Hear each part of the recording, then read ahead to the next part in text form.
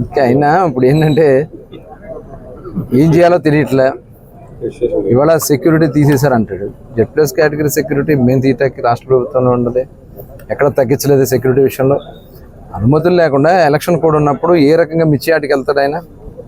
ఇప్పుడు మిర్చి యార్డ్కి సందర్శనకి వెళ్ళాలంటే ఎలక్షన్ కోడ్ ఉంది, నువ్వు వెళ్ళు, పర్మిషన్ తీసుకుని వెళ్ళు. జిల్లా కలెక్టర్ వెళ్ళడానికి లేదన్నారు, పోలీసులు అనుమతిని నిరాకరించారు.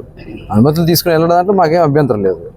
కానీ ఒక ఉద్దేశపూర్వకంగా ప్రజల్ని రెచ్చగొట్టడానికి, లేకపోతే ఇక్కడ ఒక అరాచకాలు సృష్టించడానికి ప్రయత్నం చేస్తే అది జరగనివ్వు.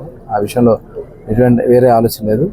మొన్న కూడా వంశీని మేమేమి అరెస్ట్ చేయాలనుకుంటే ఫస్ట్లోనే చేసాం, కానీ అతనంతటా అతనే కిడ్నాప్ చేసి ఒక దళిత సోదరుని కిడ్నాప్ చేశాడు కాబట్టి వాళ్ళు పెట్టినటువంటి కేసు మీద అతను అరెస్ట్ చేయడం జరిగింది.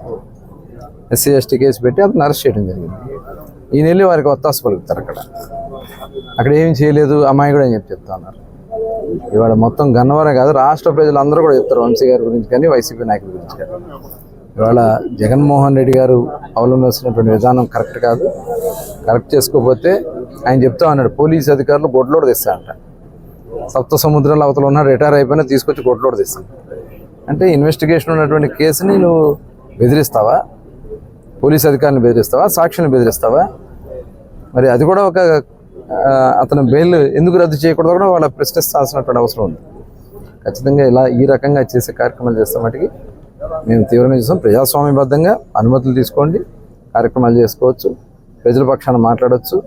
లేదా అసెంబ్లీ ఉంది వేదికగా, అసెంబ్లీ రావడానికి భయపడుతున్నావు కదా నువ్వు ఇదే రకంగా కొనసాగితే 151 నుంచి 11 మంది గొడ్లోడు తీశారు. 11 మంది మిగతా వాళ్ళందరూ గొడ్లోడు తీశారు. రేపు 11 కూడా మిగలవు, అది గుర్తుపెట్టుకోండి జగన్మోహన్ రెడ్డి గారు.